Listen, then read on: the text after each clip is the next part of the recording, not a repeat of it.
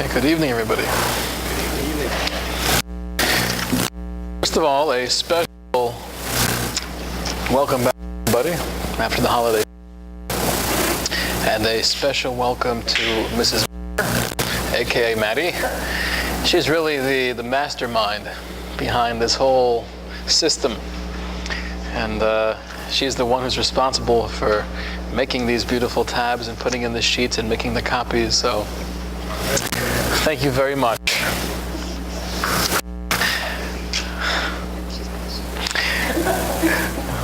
We're back to the unbroken chain, and we are now up to a new personality, Joshua or Yoshua. Now try to picture yourself in this man's shoes for a moment, and then we'll try to analyze a little bit about who he was and some of his qualities. You're taking over at the end of an illustrious career of Moshe Rabbeinu, who was the greatest leader ever to live, the greatest prophet, the person who spoke face to face with the creator of the universe. And now it's your turn. A little daunting. No pressure. So you're a new leader, and you know that I don't have that same capacity as my Rabbi, as my teacher, as Moshe Rabbeinu. I'm not the same person. There's a famous passage in the Talmud. Good evening. Good evening. Famous passage in the Talmud that says, Pnei Moshe kePnei Chama. The face of Moshe was as radiant as the sun. Pnei Yoshua kePnei Levana. But the face of Yoshua was only as light as the moon. So they both shone, they were both illuminating, but Moshe had a lot more brilliance, a lot more radiance than Yoshua. Yeshua knew that. So being a new leader, not having the same capacities as the old one, that's a daunting task.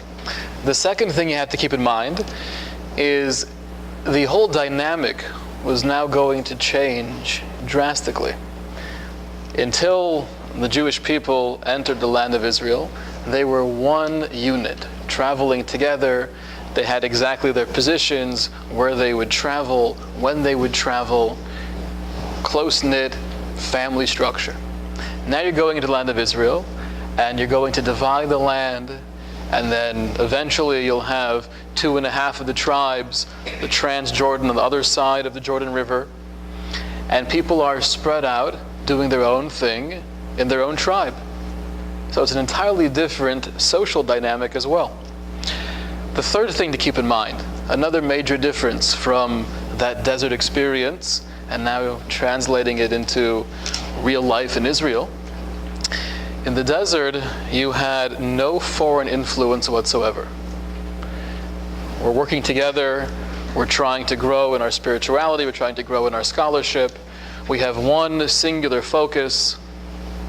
No one's here to convince me otherwise. No one is here doing their pagan forms of worship that are attracting me in a different direction. Now we're going into the land of Israel, a land that's inhabited by 7 very different cultures. That's a major challenge. Can we maintain our devekis, our connection to real, authentic Torah when we see so many new things, so many new ideas? That's the third issue. The fourth issue is, in the desert, everything was pretty much, it was a simple life. It was a miraculous life, but it was simple. What do you have for breakfast? Manna. What do you have for lunch? Manna with mayonnaise. What do you have for dinner? Fried manna. Everything is, it's almost like, it wasn't self-imposed, but it was God-imposed. It was a diet, it was a regimen. This is how you're living. Everything is simple, straightforward. Now you're going into a land where you have the ability to either starve to death, or you have the ability to overindulge. The Torah says in a couple places where God warns the people, before you go into the land of Israel, you have to be careful. What's going to happen? You're going to build big and beautiful homes, and you'll get very caught up in the lure of materialism, and you'll forget about me. So you have that danger as well. And the fifth danger, the fifth major difference between the desert life and going into Israel, no more miracles. You're going from a life that was entirely supernatural. You're literally in a bubble. You're surrounded by these clouds of glory. You're getting food from heaven. You don't have to do any work. What was the desert experience? So often you'll hear the phrase, the Jews were wandering in the desert. True or false? False. And Moshe didn't want to ask for directions, and his wife kept on saying, just go into the gas station and ask him, honey, let's find out. No, trust me, this looks familiar. Just keep on going straight, we'll get there. They weren't wandering in the desert. They were being led by this glorious pillar of cloud, directed by the creator of the universe. So what were they doing for 40 years? It was 40 years of one long yeshiva experience. They were learning. They were totally enveloped in spirituality. That was their time in the desert. So now, okay kids, out of the pool. No, I want to stay just 5 more minutes, please, 5 more minutes. I'm sorry, out of the pool, into the real life. The Chassam Sofer, one of the great personalities of the 1800s in Germany, he writes that when the Jews first entered the land of Israel, they were shocked. Because for many of them, for most of them, it was the first time in their lives they saw fruit growing on trees. Wow. Honey, grab the camera. Look at this. This is supernatural. Usually food falls from the sky. That's what we're accustomed to. And now you're walking into this miraculous place where food grows from the ground. That's unbelievable. So we have 5 challenges that the Jewish people face, and really Yoshua, or Joshua, as their leader, it falls on him. He's a new leader. He does not have the same capacity as Moshe. We are no longer one unified group. We are going to be dispersed and spread out. We now have foreign influences. We have different pagan cultures all around us. And we have to stay stronger than before. Number 4, we have the potential for starvation, for suffering, and we also have the potential for overindulgence. Life is no longer simple. And number 5, we leave the supernatural and now we're thrown into reality. Who wants to be Yoshua? Raise your hand. Not an easy job. What I'd like to do here, I think the structure will be as follows. We'll spend tonight going through a couple different places in the Torah where it speaks about Joshua, trying to get a little bit of a feel of who he was.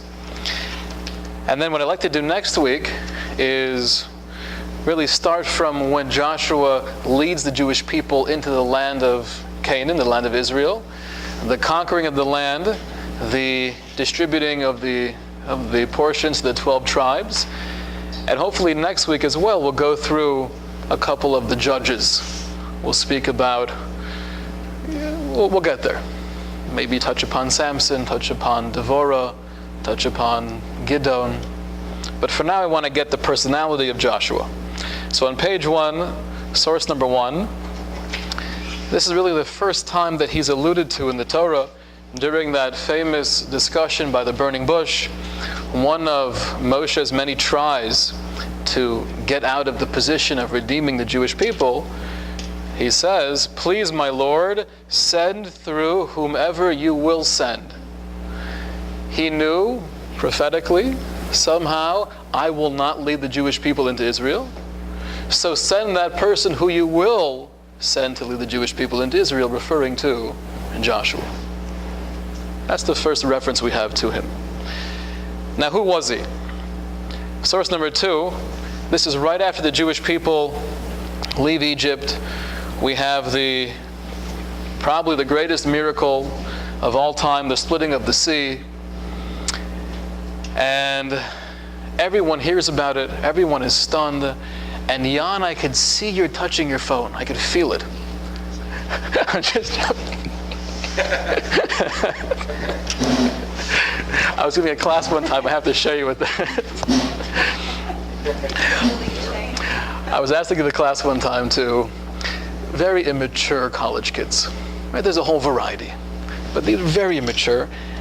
This is going back many years. And I remember speaking to the person arranging the class. I said, listen, I love college kids. I love teaching. I love people. I'm more than happy to do whatever you want me to do. But there's one condition. No playing with your phone. He's like, you're crazy. That's all they do. You could be the best, most charismatic and dynamic speaker in the world, but they're there, you know. They don't even have to look anymore. Right? After years of practice, you could put your hands in your pocket and text without looking. Right? It's pretty impressive. So I said, listen, that's my one condition. So he said, you could try it. You could try it. And I did. And I came out. I said, before we start anything, I want you to know, there is absolutely no cell phones here. If you have a vibrate or a little ring and you want to attend to it, feel free to do so. Step outside and do it there. I don't want to make you all nervous. I wouldn't, you got to shut down the phone. We got this, come on. As my phone is on also, but don't worry, once in a while, a little thing I don't really mind. But when it's college kids, you have to be very careful. Anyways, back to the ranch here.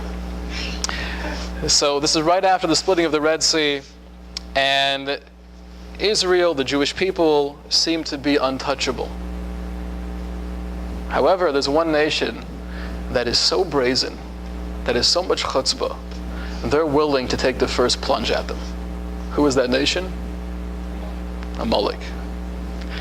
Amalek was the nation, the example given in Midrashic literature is if you have a steaming hot bath, no one's going to touch it. You have that first crazy guy who, I'm going to jump in, and he gets burned. But once he jumps in, other people view it as, I guess it is doable. The fact that he got burned doesn't take away from the fact that somebody went inside the bathtub. I could go inside also. Amalek was the first one to jump in. So they wage war on the Jewish people as they're leaving Egypt. And source number 2 tells us, Amalek came and battled Israel in Rephidim. Moshe said to Yoshua, choose people for us and go do battle with Amalek. Tomorrow I will stand on top of the hill with the staff of God in my hand. Joshua did as Moshe said to him, to do battle with Amalek, and Moshe, Aaron, and Hur ascended to the top of the hill. So here we have Moshe choosing Yoshua to choose people, choose the generals for this particular war, and lead them in the battle. So right off the bat we see, really our first exposure to Yoshua, he's not a meek yeshiva student. He's a warrior. He's the one that Moshe turns to and says, quickly, get me Yoshua. Yoshua, choose the men, kill Amalek. So Yeshua is a warrior. Source number 3. Yes? Where they say, kill everybody from Amalek and don't leave anybody left, or is that? That's going to be at a different time. We'll see that in the times of King Saul. And then they did. And then he did. He had misplaced compassion, and that led to Haman, which led to, most likely, Hitler. We'll get there. So our first exposure to Yeshua is that he's not timid, he's not afraid, he's a warrior, he's a leader in that sense as well. Source number 3. This is during that, probably the most influential moment in all of human history, the ascending to Mount Sinai. Hashem said to Moshe, ascend to me to the mountain and remain there, and I shall give you the stone tablets and the teaching and the commandment that I have written to teach them. Just want to point out, there are 3 things mentioned here. The stone tablets, the teaching, and the commandment that I have written. 3 things are referring to explains the Rabbi Yonah, one of the great Torah giants of the 1300s. The tablets are the Ten Commandments. The teaching is the written Torah. The commandment is the expansion of the written Torah. That's the oral Torah. So Hashem's telling Moshe, you'll receive everything on the mountain. Moshe stood up with Yoshua, his servant, and Moshe ascended to the mountain of God. To the elders he said, wait here until we return to you. Wait for us here until we return to you. Behold, Aaron and Hur are with you. Whoever has a grievance should approach them. So Moshe stood up with Yoshua, his servant. Now, if I call you my servant, is that a flattering term? Gene, come with me, my servant, and we'll go together and ascend the mountain. No, thank you, Rabbi. But I want to show you a couple places in the Torah where that word servant is used. First of all, in the very first line in the book of Joshua, it begins, Vahi acher Moshe, after the death of Moshe, Eved Hashem, a servant or the servant of God. Then Vayomer Hashem el Yoshua bin Nun, then Hashem spoke to Yoshua, the son of Nun, Mishares Moshe, who was the servant of Moshe. So the very first line in the book of Joshua, we see that term used twice. After the death of Moshe, who was the servant of God, then God spoke to Yoshua, who was the servant of Moshe. When is Yoshua himself also referred to as a servant of God? At the very end of the book. This is towards the last couple of lines of the book of Joshua. Vahi acher hadavar me'ela, vayomos Yoshua ben Nun, Eved Hashem, that Yoshua the son of Nun passed away, and now they give him the title Eved Hashem, the servant of God, the same title of his master. Yes? Was Moshe called servant of God after he passed away? He's been called servant of God a few times, right? Yes, that's true. When he was alive. Yes. But Yeshua doesn't get that. Right. And there are different explanations as to why. Some suggest there is a level of humility that Yeshua had, where it's almost he felt uncomfortable with that term. As long as he was alive, I would never refer to myself as a servant of God. I'm not on that level. After he's dead, he receives that title. So clearly, if the Torah is referring to Moshe as a servant of God, it's referring to Yeshua as a servant of God, these phrases seem to be praiseworthy.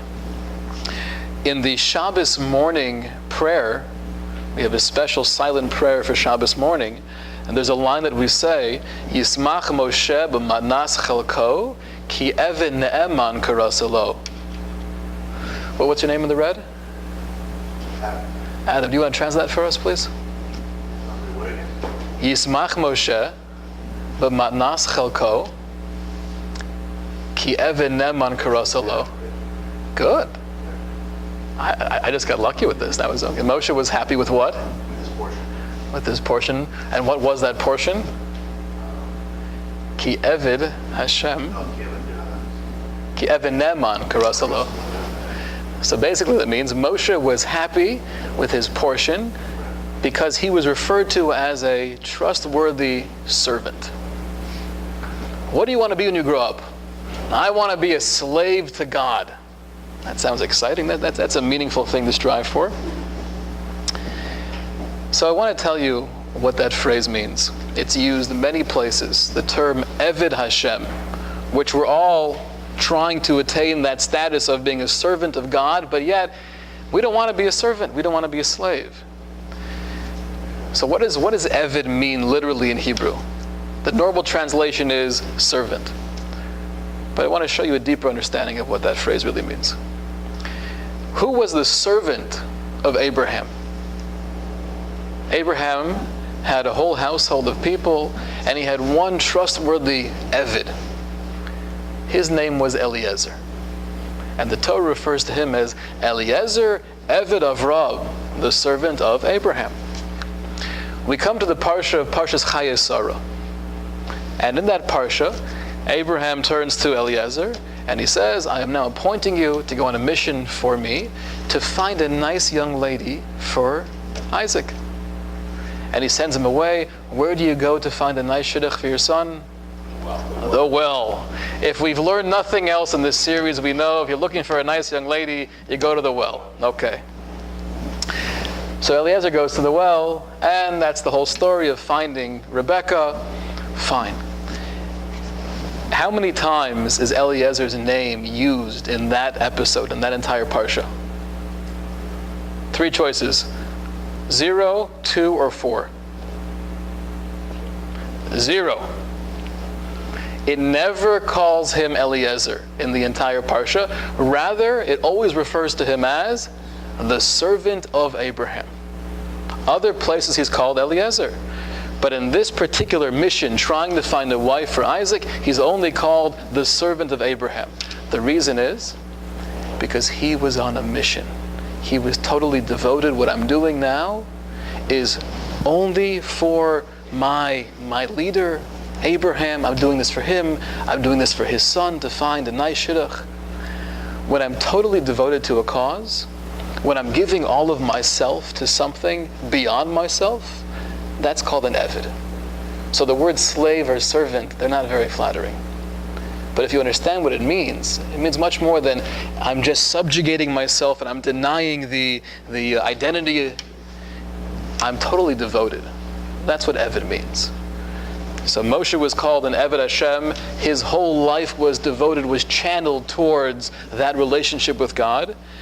Yoshua had 2 aspects to his personality. He was a Misharesh of Moshe. He was an Eved to Moshe. I'm devoted to you, but I'm also devoted to God. Sometimes, when we get too into my particular teacher, that could lead me to almost lose sight of the mission. If I get so into my particular leader that I lose sight of the goal of connecting with God, then I've failed. Yet, to say, I don't need any leader. I don't need any person or people to look up to and ask them questions and allow them to guide me. I just want to connect directly with God. Good luck. Tell me how it goes.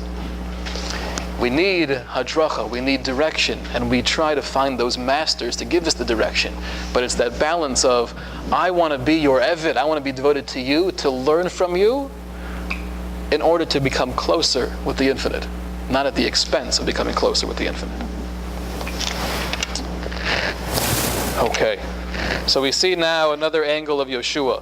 On one hand, he was a warrior, he was a general in the army, he was a leader.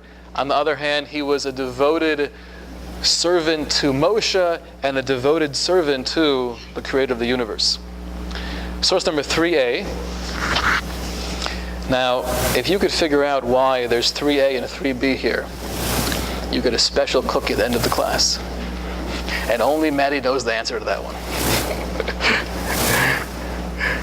Moshe would speak to Moshe face to face, as a man would speak with his fellow. Then he would return to the camp.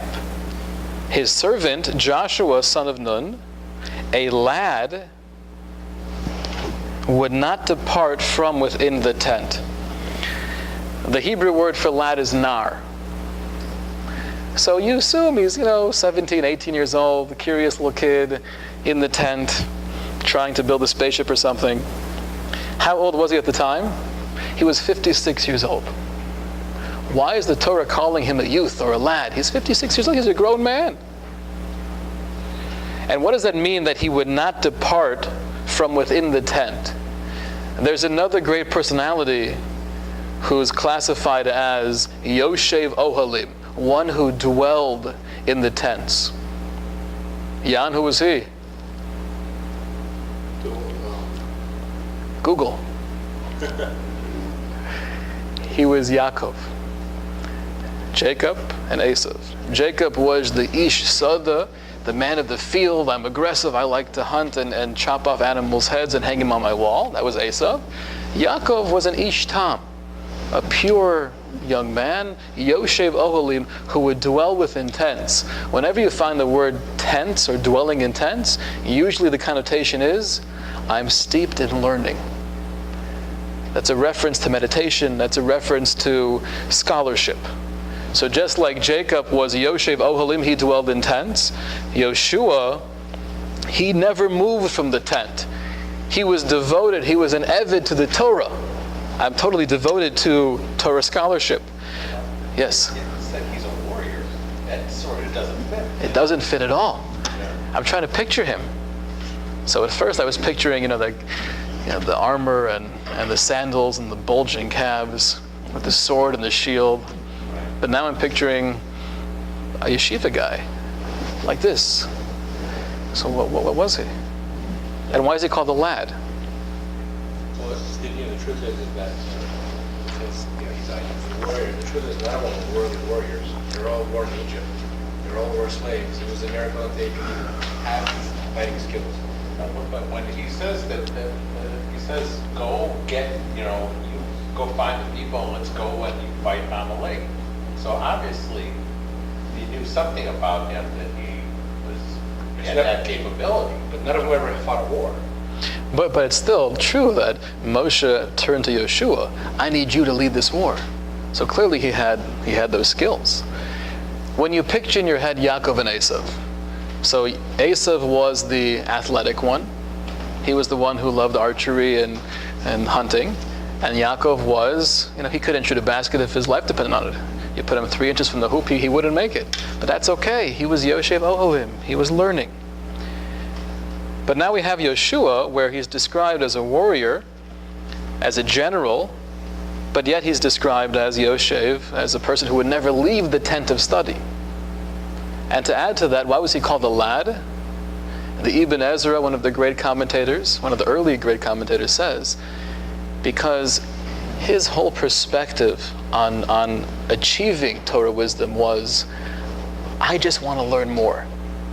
When you really want something, how dignified do you look when you really want something? It's hard to stay cool when you're really trying to get something.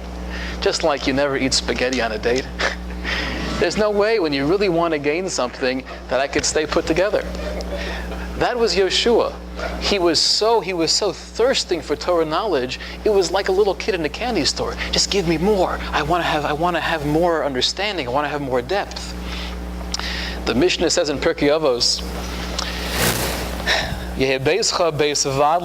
you should have your house as a gathering place for sages, to allow wise men to come and speak. And you should roll around in the dust of their feet. And you should drink with thirst from their words. So you picture your average college class, and the professor's up there going off on whatever he's discussing or she's discussing, and the kids are rolling in the dust, drinking with thirst from the words of the professor. If you're lucky, you have 2 conscious ones in the audience. Right? The Mishnah is saying when it comes to learning Torah, there's no dignity. You have to have this overwhelming passion that if I don't get it, it's like I'm dying of thirst.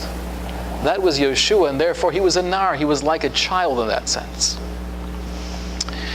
Okay, so we're finding right now really fragmented pieces of a puzzle we're trying to put together, and like Dr. Garnick pointed out, they don't seem to really fit yet. Let's see another source, 3b. This is in the point of the Torah where Moshe says, I can't handle them alone. It's too much. And therefore, God gives him the instructions to share your prophecy with 70 elders. Create a new system of leadership, where obviously you are the ultimate leader, but to have other people below you that could be helpful. Now what happens is there are 2 people who receive this wave of prophecy, and they start prophesizing. What else would you do if you got prophecy? So 3b, this is verse 28. Joshua, son of Nun, the servant of Moshe, since his youth, spoke up and said, my Lord Moshe, incarcerate them. He thought they were doing something inappropriate. Now, there are many, many different levels of interpretation here as to what he thought they were doing wrong. One basic idea is that he felt, based on what they were saying, it was a chutzpah. What were they saying? What were they saying? Moshe would die. Moshe would die, and Yeshua will eventually lead us into Israel. Were they right or wrong? They were right. But he thought that was a chutzpah to say that during the lifetime of Moshe, and therefore he said, take care of them. Moshe said to him, are you being zealous for my sake? Would that the entire people of Hashem could be prophets, if Hashem would but place His Spirit upon them. I'm not going to take away that supernatural flair that they have right now. That's beautiful. They're connecting, like we spoke about many weeks ago, the idea of prophecy is tapping into that higher dimension. Right now they have the ability to tap into that dimension. Let them do it. But you see from his zealousness, Yeshua had something we call in Hebrew, kavod HaTorah, which literally means honor or reverence for the Torah. If people are doing something that I feel is disrespectful to the Torah leaders, I'm going to speak up. I'm going to say something. In the very beginning of the Shulchan Aruch, the codification of Jewish law, the Chafetz Chaim, in his commentary, Chafetz Chaim is one of the greatest personalities of the latter part of the 19th century and the early part of the 20th century. We'll get to in many years from now, probably, at the rate we're going, but we'll get to him. He writes that although in general the midah of azus, the character trait of being overly bold, overly brazen, is something we should shy away from. Because even when it's called for, sometimes if you get too into that, it becomes part and parcel of who you are, and it comes up in times and places where it's really not appropriate. So stay away from being overly bold, with one exception. Torah. If there's a threat to the authenticity or to the respect of Torah, you have to stand up. You have to say something, you have to do something. You have to be as bold as you can to make sure that's put aside.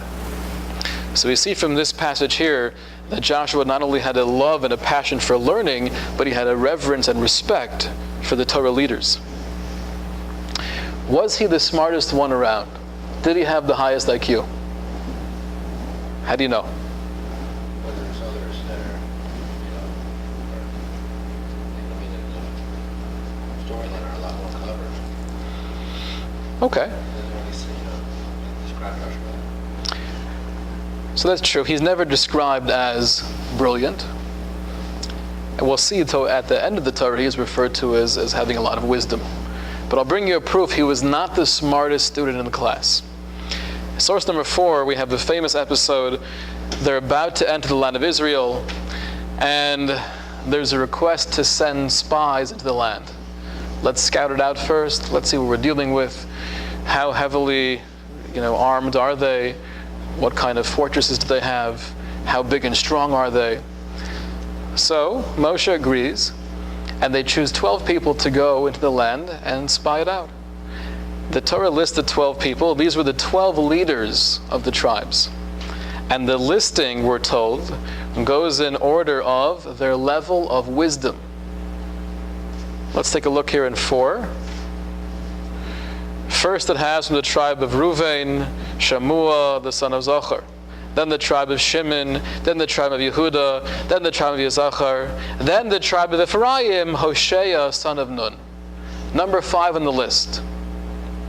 Now he's called Hoshea here and not Yehoshua. Hoshea was his original name, without the Yud in the beginning. And he's listed as number 5. Kolev is listed as number 3. So we know that it was Yeshua and Kolev. They were the 2 spies to come back and say, no, we're not scared, we can do it. God has been with us until now, He'll continue to be with us. Yeshua and Kolev. Kolev was more brilliant than Yeshua. He was number 5 on the list. However, what did he have that other people didn't have? He had a thirst. The Mishnah again in Pirkei Avos says, Ezu Chacham, who is the wise man? halomed mikol adam, one who learns from all men. If you're willing to learn from anybody, that means you really want it. I remember there's one time I was running very late. I was supposed to go to a place for Shabbos, and I was thoroughly lost. I knew I was right around there. And it was probably 2 or 3 minutes until sundown. This is going back 20-something years ago, back in LA. And I pull into a gas station, and I ask someone, I'm just trying to get to Formosa and 3rd. Can you please direct me? Just, yeah, you're pretty close by. Go south for 2 blocks, and then from there just go east 1.5 blocks. Like, I have no idea what south means. Can you please just point me? Where do I go? I just look a little bit foolish, but I didn't care because I had to get there. If you have that thirst for knowledge, it's the same thing. The Mishnah also says, Ein habaishin lomed, that the bashful one can't learn. If you don't have that thirst, you're not going to get there. So he wasn't as smart innately, but he had that drive. Now, before they go on the mission, and this is really a changing point in his life, as we've mentioned, whenever we find a name change in the Torah, that's always very significant. So, again, in source number 4, verse 16, these are the names of the men whom Moses sent to spy out the land. Moses called Hoshea, son of Nun, Yehoshua. He adds a yud onto his name. And what you're doing now is you're changing his name into really 2 different words. Yud, Hey in the beginning, those are the first 2 letters of God's name. God's name is the 4-letter name, Yud and Hey and Vav and Hey. Hoshea can mean to save.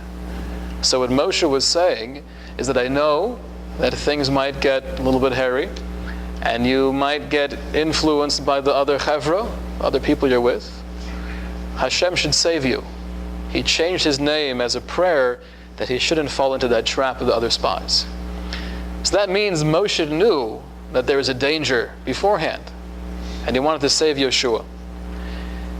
Now here's a very fundamental question which I think will give us a deeper insight into who he was. Why did Yeshua only say that prayer? Why did Moshe rather only say that prayer for Yeshua?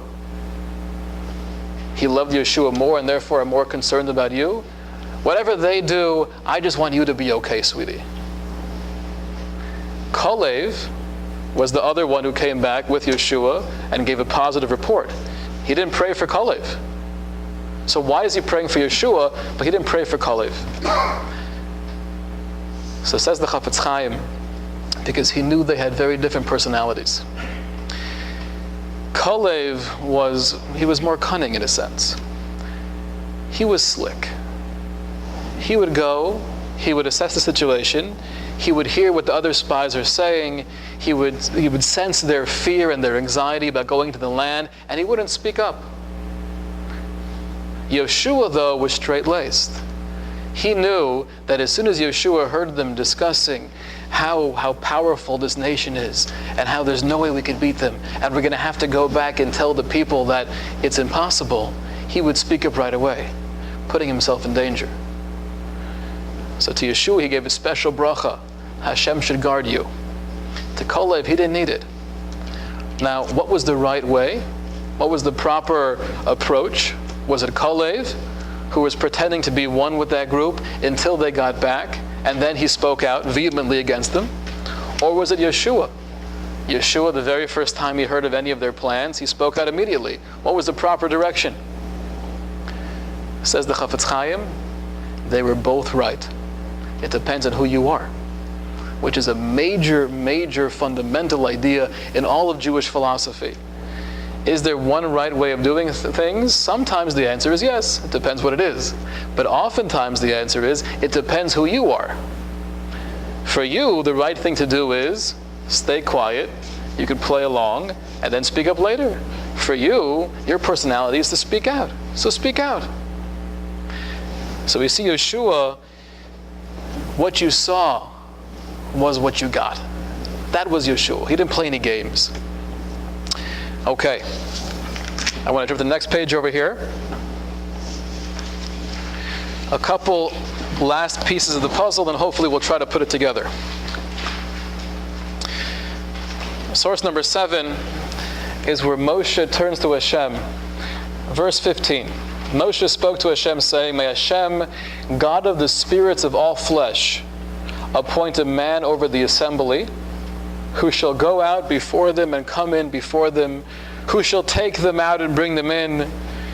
And let the assembly of Hashem not be like sheep that have no shepherd." So here, Moshe is referring to Hashem as God of the spirits of all flesh. How many times in the Torah is God referred to by that phrase? Just once. And this is it. Strange. Let's go on a little bit further. Hashem said to Moshe, verse 18, "Take to yourself Joshua son of Nun, a man in whom there is spirit, and lean your hand upon him." So God is referred to here as the God of spirits of all flesh. And then God's response to Moshe is, take Yoshua, he has spirit. It sounds like one of those camp cheers. Right? Who has spirit? Da, da, da. You have spirit. Okay. "And lean your hand upon him. You shall stand him before Elazar the Kohen." Elazar was the son of Aaron. "And before the entire assembly, and command him before their eyes." Why before their eyes? Do it in the privacy of your own home. Why do you have to make this a whole show? Exactly. You know, it's one thing for Yeshua to come along and say afterwards, "You should know Moshe appointed me." Thank you. But if he does it in front of everyone, there's no question. "You shall place some of your majesty upon him." And there's a lot here in many levels Kabbalistically as well. What exactly was Moshe transferring onto Yeshua? So that the entire assembly of the children of Israel will pay heed. "Do it in front of them. Lean your hand upon him." Leaning your hand, by the way, in Hebrew is called smicha. What is the Hebrew word for rabbinic ordination? Smicha. Which is an amazing thing. What we're really saying is, we don't have Moshe standing there and placing his head on the newly ordained rabbi. But it's that same concept. Just like Moshe appointed Yeshua, we've had leaders throughout all of the generations. Smicha is a process of transferring that leadership, transferring that Torah knowledge, carrying on the chain, carrying on the torch. So that was the first official smicha that Moshe gave to Yeshua. Now here's the question. Why is God referred to as God of the spirits of all flesh? And then why is Joshua referred to as someone who has spirit? And Rashi says something very profound. The God of the spirits of all flesh means that Moshe was telling God, "I know that you know everybody very well, better than I do. And therefore, because you know that there are no two human beings in the world that have the same brain chemistry, that have the same way of viewing things, please appoint a leader who understands all different types of personalities, who could relate to people on their level with their background. That's the kind of leader I need to take over." That's the one thing he was asking for, explains Rashi. And that's why he refers to God as God of the spirits of all flesh, because you know people better than anybody. And we need a leader who also knows people. God's response is, take Yoshua, a man in whom there is spirit. He understands people. Take him as your leader. So another piece of the puzzle, Yoshua understood people very well. And that's what made him a good leader. That was the only thing Moshe asked for. He didn't say, please appoint someone who's courageous, please appoint someone who's brilliant, please appoint someone who's charismatic. Just appoint someone who gets people, and I'll be happy. Yes? And what's the word that's used for spirit? Ruach. Okay. Let's skip down to source number 9, one last piece of the puzzle, and we'll try to put things together. Joshua, son of Nun, was filled with the spirit of wisdom. These are the very last verses of the entire Torah. Because Moses had laid his hands upon him. So the children of Israel obeyed him and did as Hashem commanded Moses. Never again has there arisen in Israel a prophet like Moses, whom Hashem had known face to face. As evidenced by the signs and wonders that Hashem sent him to perform in the land of Egypt against Pharaoh. What's happening here is we have this transition where Yeshua is filled with the spirit of wisdom because of Moshe sharing his majestic prophecy with him in front of the entire nation. But yet the Torah ends by saying, no one will be like Moshe. So this is really getting us back to what we started with. Although Yeshua is the leader, although he has all these wonderful qualities, he's nothing close to Moshe. And therefore he has this challenge, which is overwhelming. So let's put it together. We have the warrior, we have the devoted servant of Moshe and servant of God. We have his reverence for the glory of Torah. We have his thirst for the learning of Torah. We see that he might not have been the most brilliant student, but he was the most motivated. He had that thirst, he had that desire. We saw his personality was, what you see is what you get. I don't play games. I'm straightforward. At the same time, he understands people. He gets you. And the last thing we see is that he has a spirit of wisdom. So when you're trying to picture that, it's very difficult. The warrior who's the scholar. So how do those two things really coincide? It's not so simple to understand.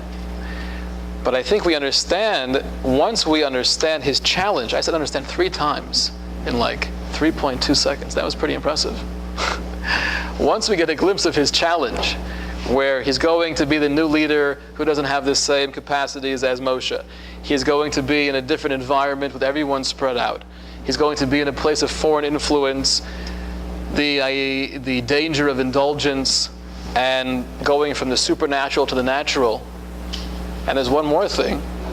He's leading the military campaign. He's leading Israel into, or Klal Yisrael, into the land of Israel. That's not going to be pretty. We'll learn more about that next time. So he's like the commander-in-chief. He's the commander-in-chief, but at the same time he's playing the role of king, he's playing the role of prophet, he's playing the role of scholar and warrior. Where do you find a commander-in-chief or a general who's also leading the front lines of the mission? And he's the scholar and the prophet. Now we'll see Yeshua was very unique. As we go further on in history, it's very hard to find someone as dynamic as Yeshua. But we needed Yeshua because in order to face these challenges, you have to have all of those different qualities. Any questions over here? Okay. So we're going to leave up here for now. We got a glimpse into his personality. Next time, we'll see how he does with the mission at hand. We'll go through the end of his life, and then we'll get into some of the judges. Okay. It's been a pleasure.